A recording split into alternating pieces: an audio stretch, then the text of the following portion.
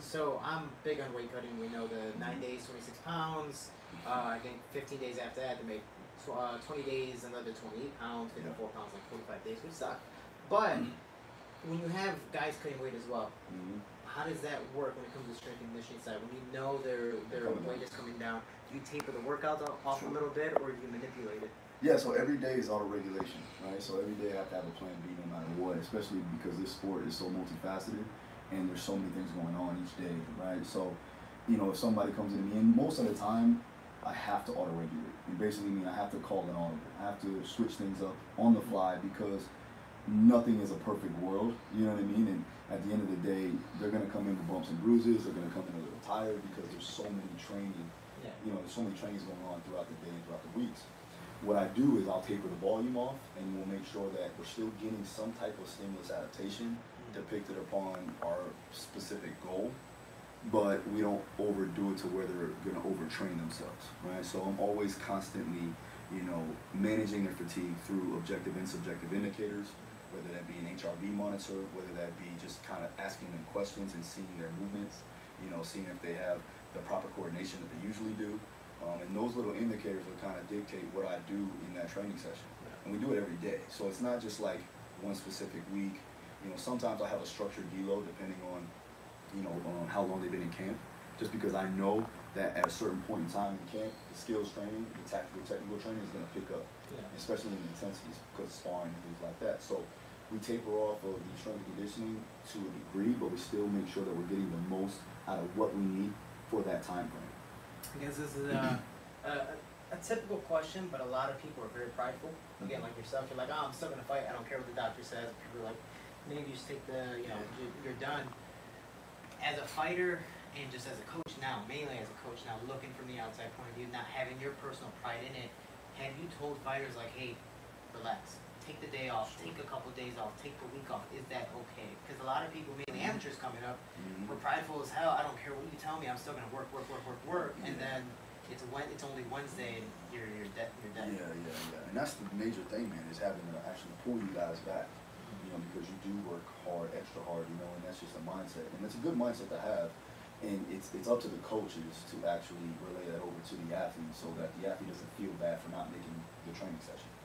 And that comes from understanding, that comes from communication and then reading your athletes, right? That's what we call the art of coaching. So again, you have to be, obviously you have to have a science-based approach, and you also have to have, that art of coaching to where you can actually read and communicate with the athlete. So yeah, I mean, it is important. And a lot of times, like I said, I do have to pull them back, and it's not something that we have to do as far as like, okay, totally take the break, don't do anything. There may be something that you could do that's not going to, hinder progression. No, because we've had us doing yoga sometimes. Yeah. Like, hey, we're doing yoga, we're doing stretching, instead of just going. Yeah, and it's still a progression there. Even if you're doing some type of like soft tissue work, going to get like that as opposed to you're resting. You know what I mean? Even if you're resting, you're somewhat training because you're training the ability to recover.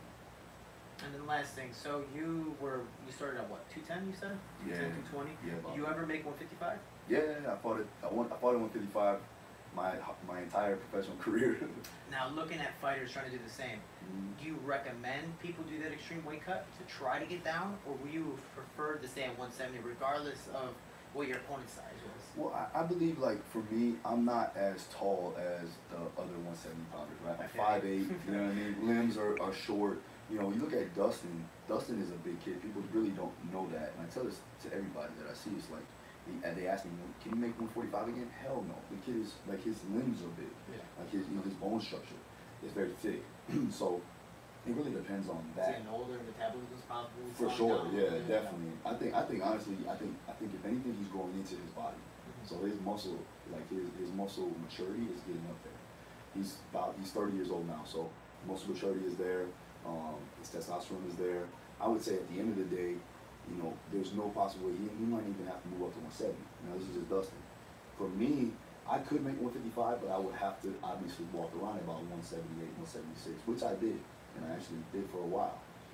Now, was I the strongest I could be? Probably not. Now, I could fight at 170, I could fight at 185, but obviously I'm always going to be the smaller guy.